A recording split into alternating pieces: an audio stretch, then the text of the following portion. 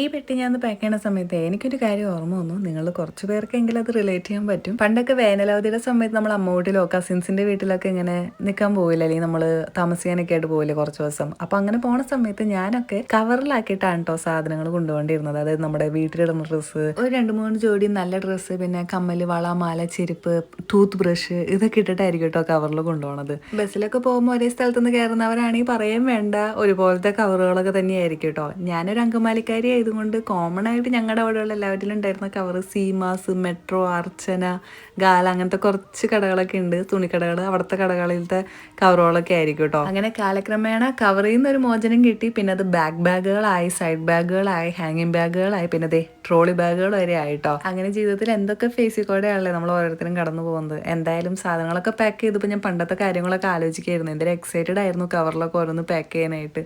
നിങ്ങൾക്ക് ഇങ്ങനത്തെ എക്സ്പീരിയൻസ് ഉണ്ടായിട്ടുണ്ടോ? അപ്പോൾ അത്രേ ഉള്ളൂ. ബൈ.